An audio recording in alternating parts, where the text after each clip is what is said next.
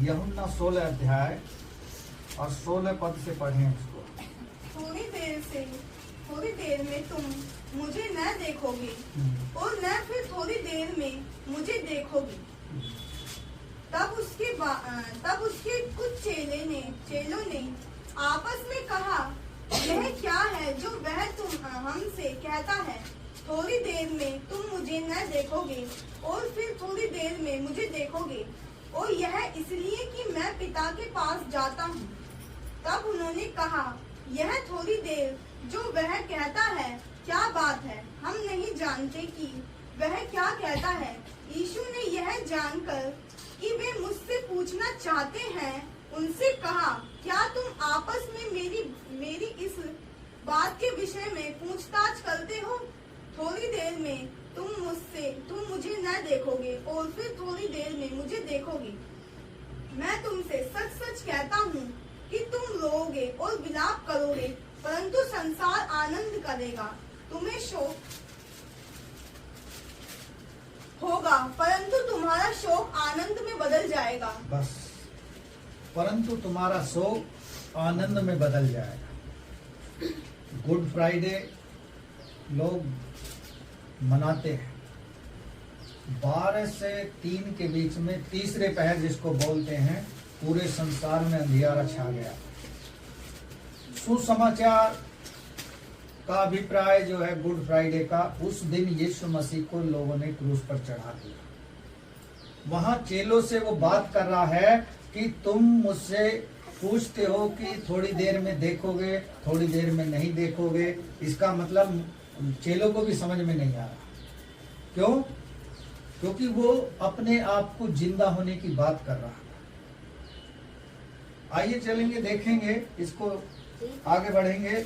इसी में 20 अध्याय में आएंगे, क्या कहता है यहाँ परमेश्वर का वचन। पहले पद से पढ़ेंगे। सप्ताह के पहले दिन मरियम मगदलीनी भोर को अंधेरे होते ही कब्र पर आई और पत्थर को कब्र से हटा हुआ देखा। तब वह थोड़ी और समौन पतरस और उस दूसरे चेले के पास जिससे यीशु प्रेम रखता था, आकर कहा, वे प्रभु को कब्र में से निकाल ले गए हैं और हम नहीं जानती कि उसे कहाँ रख दिया है। तब पतरस और वह दूसरा चेला निकलकर कब्र की ओर चले।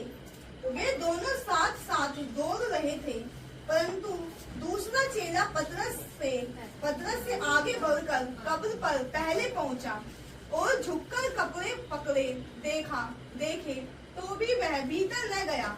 तब समौन पतरस उसके पीछे पीछे पहुंचा और कब्र के भीतर गया और कपड़े पकड़े देखे, और वह अंगोछा जो उसके सिर से बंधा हुआ था कपड़ों के साथ पकड़ा हुआ नहीं, परंतु अलग एक जगह लपेट कर रखा हुआ देखा। तब दूसरा चेला भी जो कब्र पर पहले पहुंचा था भीतर गया और देखकर विश्वास किया। वे तो अब तक पवित्र शास्त्र की वह बात न समझे थे कि उसे मरे हुओं में से जी उठना होगा। तब ये चेले अपने घर लौट गए। परमेश्वर का धन्यवाद हो। जो शुक्रवार की बात हम कर रहे हैं गुड फ्राइडे की, उस दिन उसे क्रूस पर चढ़ा दिया और ले जाकर कब्र में रख दिया। और वहां राजा ने क्या कर दिया, पहरा लगा दिया। लेकिन जब सुबह को भोर में वो जाकर देखते हैं कि कब्र पे जो बड़ा सा पत्थर रखा था वो लुढ़का हुआ उन्हें वहां से हटा दिया गया। किसने हटाया होगा? हमारे और आपके जीवनों में भी एक ऐसा ही पत्थर रखा रहता है। किसी को बीमारी का रहता है, किसी को कष्टों का रहता है, किसी को चिंता का रहता है, किसी को रोजगार का रहता है, किसी को अपने बच्चों की शादी विवाह का दुख रहता है। वो भी एक प्रकार का हमारे हृदय में बोझ है और पत्थर है। उस पत्थर को कौन लुढ़काएगा? उस बोझ को कौन उठाएगा? वो परमेश्वर है। आज लोग परमेश्वर को तरह तरह से आराधना कर रहे हैं, लेकिन परमेश्वर केवल टूटा हुआ मन चाहता है, और वो चाहता है कि अपने हृदय में जगह दे। बड़ी बड़ी जगह में वो नहीं रहना चाहता। यदि हम कुरिन्थियों की पत्री पढ़ें, लिखा है तुम्हारा हृदय ही मेरा मंदिर है। और जिस तरह लूका रचित सुसमाचार हम पढ़ते हैं, उसमें लिखा है कि लोग जो लोटा है उसे तो बाहर से मांज लेते हैं, लेकिन अंदर गंदगी भरी है। यदि हम कब्र का ही उदाहरण देखें, कब्र को बाहर से तो कितना सुंदर बना दिया है, मार्बल लगा दिया है, लेकिन जो अंदर है, अंदर उसका हाल तो मुर्दा ही जानता है। उसी प्रकार हमारा और आपका जीवन है। हमारे अंदर कितनी गंदगी भरी है ये हम नहीं जानते, परमेश्वर जानता है। जो स्वयं है गंदगी वाला व्यक्ति, वो जानता है। परमेश्वर का पुत्र को आने की संसार में क्यों जरूरत पड़ी? क्योंकि वो मनुष्य जाति को क्षमा करना चाहता था। जब उसने बनाया आदम को, देखा कि उसका अकेला रहना अच्छा नहीं, उसका सहायक बनाया। जब रात को उसे गहरी नींद में डाल दिया, उसने उसकी दाहिनी पसली में से पसली निकालकर उसके लिए हवा बनाई, तो वो पति पत्नी कहलाए। लोग सवाल करते हैं ना, पहले मुर्गी आई या अंडा? करते हैं बहुत लोग सवाल, और ज्यादातर मसीह लोगों से पूछते हैं। मुझे याद है एक जगह मैं प्रीच करने गया था मुरादाबाद में, स्कूल में, तो वहां वो लोग सवाल पूछ रहे थे। लेकिन यदि हम वचन के अनुसार, धर्मशास्त्र के अनुसार देखें, तो परमेश्वर ने आदम के अंदर से हव्वा को निकाला, ना कि स्त्री के अंदर से पुरुष को निकाला। आज जो हम देखते हैं, जो हमने यूहन्ना 16 अध्याय में पढ़ा कि तुम्हारा दुख जो है आनंद में बदल जाएगा। जब हम उस परमेश्वर को जान लेंगे, जो हमें दुखों से छुड़ाता है, जो हमें बीमारी से छुड़ाता है, जो हमें रोगों से चंगाई देता है, जो हमारी दुख तकलीफ में हमारे साथ रहता है। इन समय में हमारे अपने भी साथ छोड़ देते हैं, लेकिन उसका वायदा है, वो कहकर गया है कि जगत के अंत तक सदैव मैं तुम्हारे साथ हूं। क्या आप कभी उसे महसूस करते हो? अभी जब यहाँ आराधना हो रही थी तो मैं देख रहा परमेश्वर हमारे बीच में है, मौजूद है, लेकिन हम इसलिए नहीं देख सकते क्योंकि हमारी आत्मिक आंखें अभी खुली नहीं। हम आत्मिक आंखों को खोलने के लिए हमें 3 चीजों की जरूरत पड़ेगी: परमेश्वर के वचन की, संगति की, प्रार्थना। लिखा, हम अभी गीत गा रहे थे ना, साथ चलूंगा तो जय जरूर पाऊंगा। जब हम साथ चलेंगे तो परमेश्वर हमें जयवंत करेगा, क्योंकि परमेश्वर के लिए कोई भी काम कठिन नहीं है। चाहे किसी भी प्रकार की बीमारी हो, आज विज्ञान जो बताता है, जो साइंस बताता है, पुष्टि करता है, हमारे अंदर शरीर में 39 प्रकार की बीमारियां उत्पन्न हो सकती है।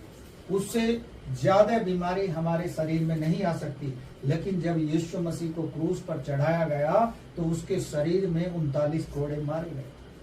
हर बीमारी के लिए उसने अपने लहू को बहाया। और जब हम विश्वास करते हैं कि यीशु के लहू बहने से हमारा छुटकारा होता है, हमारे पाप क्षमा होते हैं, हमारी बीमारियां चंगाई में बदलती है।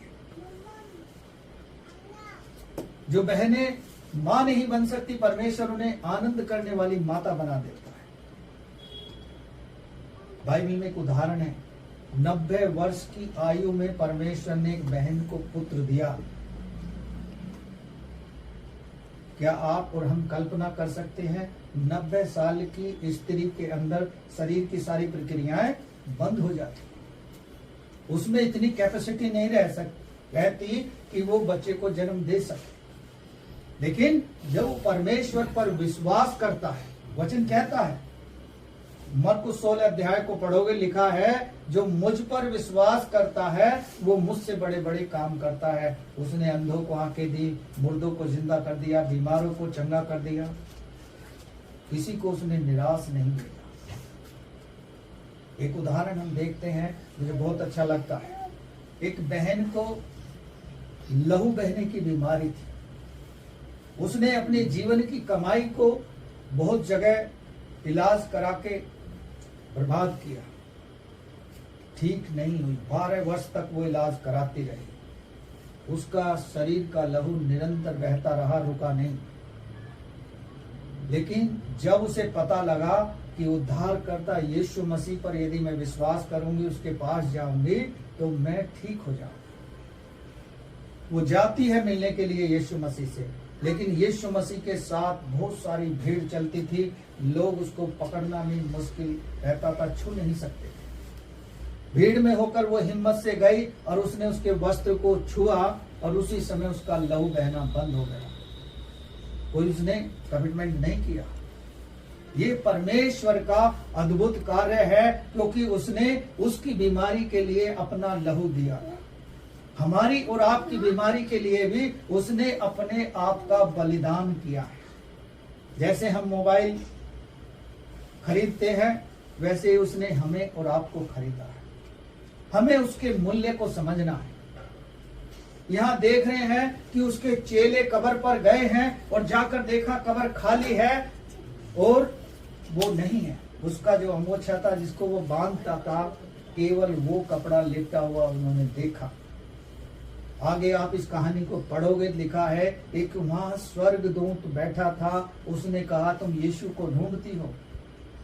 यीशु ने कहा था कि मैं तीसरे दिन जी उठूंगा, और वो मुर्दों में से तीसरे दिन जी उठा। किसके लिए? हमारे और आपके लिए। उसने कहा है जितनों ने उसे ग्रहण किया है उसने उनको अपनी संतान बनाया है। हमें ऐसा वायदा कोई नहीं कर सकता कि मैं ना तुझे कभी छोड़ूंगा न कभी त्यागूंगा। हमारे दुख में साथ छोड़ देते हैं, हमारे अपने हमारी बीमारियों से डर कर भाग जाते हैं, हमें एक गिलास पानी तक नहीं देते। लेकिन परमेश्वर ने कहा मत डर, मैं तेरे संग हूं। जो गुड फ्राइडे हमने मनाया वो शुभ संदेश यही था कि मैंने तुम्हारे पापों के लिए अपना लहू बहा दिया, दाम चुका दिया है, तुम खरीदे हुए हो। इसलिए विश्वास रखो, मत डरो। परमेश्वर हमसे और आपसे प्रेम करता है। वो हमारी बीमारियों के लिए ही अपने आप को दे दिया। बहुत से लोग बलिदान करते हैं, लेकिन क्या मनुष्य जाति के पाप गाय भैंस या जानवर के बलिदान से क्षमा हो सकते हैं? जो पवित्र होगा, अपने आप को पवित्र बना के रखेगा, उसके बलिदान से पाप क्षमा हो सकते हैं। कई लोग सवाल करते हैं कि एक कुंवारी मरियम से परमेश्वर का पुत्र कैसे उत्पन्न हुआ। लेकिन सवाल करने वाले ये भूल जाते हैं जो स्वयं परमेश्वर है उसके लिए क्या कोई काम कठिन है? बहुत सी बहनें हैं जो मां नहीं बन पाती, वो दुनिया भर में डॉक्टरों के पास जगह जगह जाती हैं, इलाज कराती हैं, लेकिन फिर भी नहीं जा पाते, आनंद नहीं मना पाते। लेकिन परमेश्वर का वचन कहता है, आप वचन में पढ़ोगे, हन्ना नाम की स्त्री को उसने आनंद करने वाली माता बनाया। जो परिवार के लोग उसे ताने उलाने देते थे, उसके द्वारा परमेश्वर का एक महान जन उत्पन्न हुआ जिसका नाम सैमुअल था। वो हमारे लिए और आपके लिए काम करता है। वो हमारे और आपके लिए आज के दिन जी उठा। हमारे जीवनों में उसको जगह देनी है, हमारे हृदयों में उसको जगह देनी है। इसलिए वो कहता है, हे सब परिश्रम करने वाले, बोझ से दबे लोगों, मेरे पास आओ, मैं तुम्हें विश्राम दूंगा। हमारे जीवन में बहुत सारे बोझ हैं। आज तरह तरह की बीमारियां शरीर में उत्पन्न हो रही हैं, कठिनाइयों से गुजर रहे हैं, बेरोजगारी फैल गई है, भुखमरी की कगार पर देश पहुंच रहा है, रोजगार मांगने से नहीं मिल रहा है। परमेश्वर ऐसे लोगों को बुलाता है, वो देगा हमें, वो वायदा करता है। मांगो तो तुम्हें दिया जाएगा और ढूंढो तो तुम पाओगे। वो अपने मांगने वालों को सब कुछ देता है। जिस तरह एक संसारिक माता पिता का हम उदाहरण देखते हैं, यदि बच्चा उससे जो चीज मांग रहा है उसके बदले वो उसे कोई दूसरी चीज नहीं देता। यदि वो रोटी मांग रहा है तो उसे पत्थर नहीं देने का, चॉकलेट मांग रहा है तो चॉकलेट ही माता पिता उसे देते हैं, क्योंकि बच्चे की डिजायर है, उसकी इच्छा है। उसी प्रकार परमेश्वर आपको और हमको बाय नेम जानता है और वो हमारी इच्छाओं को भी जानता है। वचन में लिखा है भजन संहिता 37 में कि वह तेरे मनोरथों को पूरा करेगा। मनोरथ यानी हमारे मन की जो इच्छा है, जो हमारी इच्छा है, उसको परमेश्वर पूरी करने के लिए तैयार है। कब्र खाली थी, चेले जाकर देखते हैं कब्र में कुछ नहीं था, केवल उसके कपड़े थे।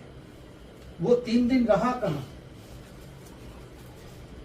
जब उसे क्रूसीफाइड कर दिया तो वो 3 दिन कहां रहा? वो अधलोक में गया। जो आत्माएं बंदी थी, जो मृत लोग थे, उनको छुड़ाने के लिए वो गया, जैसे हमें और आपको छुड़ाया आपने। और उसका वायदा है जब वो आएगा तो हर एक व्यक्ति देखेगा, जो मुर्दे हैं वो जिंदा हो जाएंगे और जो जीवित है वो परमेश्वर के साथ उठा लिए जाएंगे बाद में। वो परमेश्वर अद्भुत है, वो हमारे जीवन में और आपके जीवन में काम करता है। यहाँ साफ लिखा है, कब्र के भीतर गया तो कपड़े पड़े देखे और वह अमोचा जो उसके सिर से बंधा हुआ था वो उसकी पहचान कर रहे थे चेले। सबसे पहले पतरस गया दौड़कर, लेकिन उसने साफ कहा था मैं तुमको गलील में मिलूंगा। आगे पढ़ेंगे इसमें 10 से 11 से। परंतु मरियम रोती हुई कब्र के पास ही बाहर खड़ी रही और रोते रोते कब्र की ओर झुककर 2 स्वर्गदूत को उज्जवल कपड़े पहने हुए, एक को सिरहाने और दूसरे को पेटाने बैठे देखा, जहाँ यीशु का में कि मरियम यीशु के कब्र के पास खड़ी होकर रो रही है। एक पातियाने खड़े हैं, एक सराहने खड़े हैं, और स्वर्गदूत पूछ रहा है क्यों रो रहे? यीशु मसीह भी उन्हें दिखाई दिया, लेकिन उन्होंने यीशु मसीह को नहीं पहचाना। कभी कभी आपके और हमारे जीवन में भी ऐसा ही होता है। जब हम दुख से गुजर रहे होते हैं, बीमारियों से गुजर रहे होते हैं, और जब हम कठिनाई में होते हैं तो यीशु मसीह हमारे सामने खड़ा होता है, लेकिन हम उसको पहचान नहीं पाते। कारण क्या है उसका? वजह क्या है उसकी? क्योंकि हम उस समय अपने दुखों की ओर फोकस कर रहे होते हैं। हम ये भूल जाते हैं कि परमेश्वर जो कह रहा था, वायदा करके गया था कि मैं मुर्दों में से जी उठूंगा आपके और हमारे लिए, उसने उसको पूरा किया। यदि उसने वायदा आपसे किया है तो वो आपके जीवन में अद्भुत करेगा। केवल वही है जो असंभव को संभव करता है। यिर्मयाह 33 अध्याय के 3 पद को पढ़ें, क्या कहता है वो परमेश्वर का वचन? मुझसे प्रार्थना कर। हाँ, यहाँ लिखा है मुझसे प्रार्थना कर, मैं तेरी सुनकर तुझे बड़ी बड़ी और कठिन बातें बताऊंगा जिन्हें तू अभी नहीं समझता। हाँ, बड़ी बड़ी और कठिन बातें हम नहीं समझ पाते हैं, उनको बताने के लिए परमेश्वर तैयार है। कब्र खाली है, कुछ नहीं है वहाँ। पहरा होने के बाद भी पत्थर को लुढ़का दिया, वो परमेश्वर का अद्भुत काम था। उस समय अंधियारा छाया रहा। आपने फ्राइडे को शायद महसूस किया ना हो, लेकिन तीसरे पहर अंधियारा जरूर था, बिना बारिश के बादल आ गए थे। और ये यहाँ ही नहीं, पूरे संसार में हुआ है।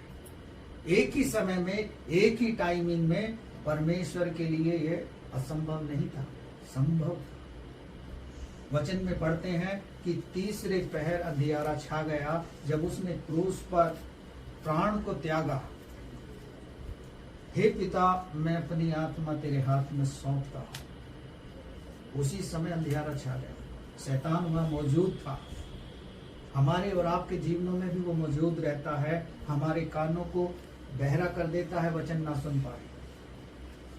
आंख रहते देख ना पाए, ऐसा दृष्टांत जो यीशु मसीह ने कहा, मैं तुमसे सच सच कहता हूँ, आंख तो है पर देखती नहीं, कान है लेकिन सुनते नहीं।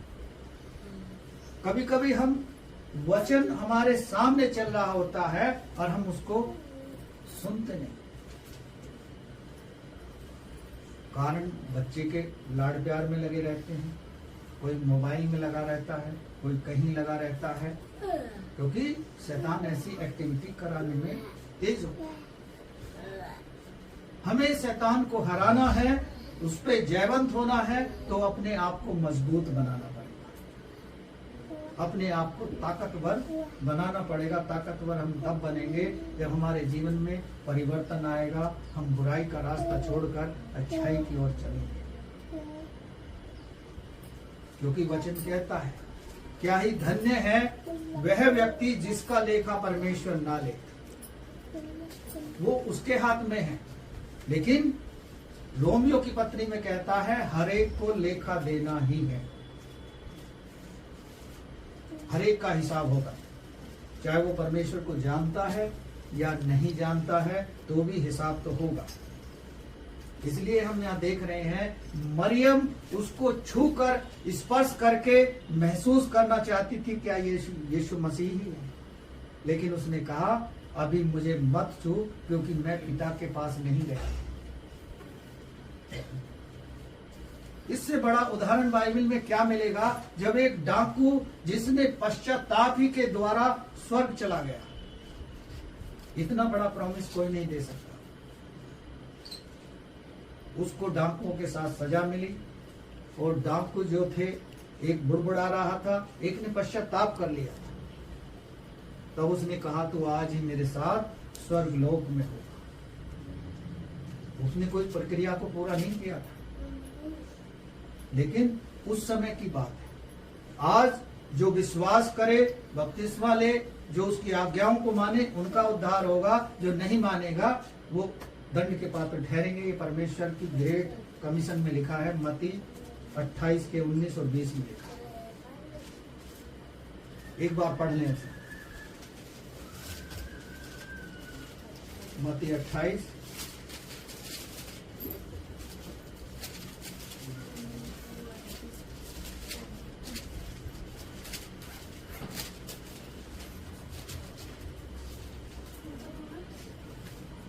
19 और 20। इसलिए तुम जाओ,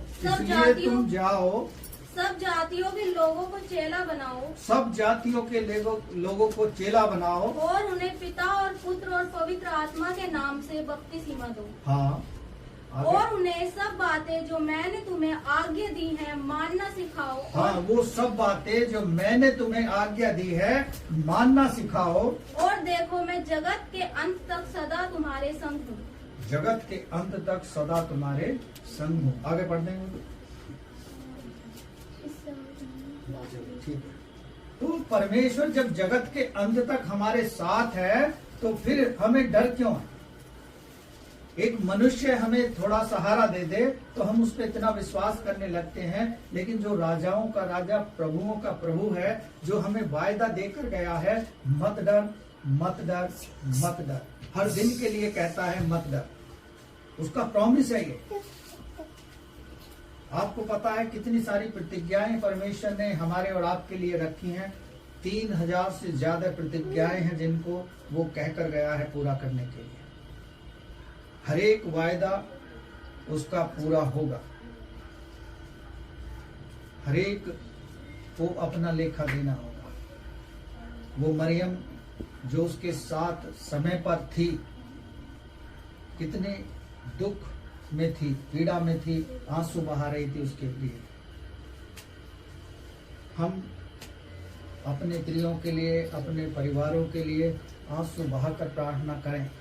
परमेश्वर हमारी प्रार्थनाओं को सुनता है। हम उस पर भरोसा रखें, क्योंकि उसका वायदा है, पुनरुत्थान और जीवन मैं ही हूँ, बिना मेरे द्वारा कोई पिता के पास नहीं पहुंच सकता। हमें नया जन्म पाना है तो हमें यीशु मसीह पर विश्वास करना होगा। हमारी इच्छाओं को वो जानता है, हम उसके बच्चे हैं, वो हमारे मांगने से बढ़कर देता है। Hallelujah, hallelujah. परमेश्वर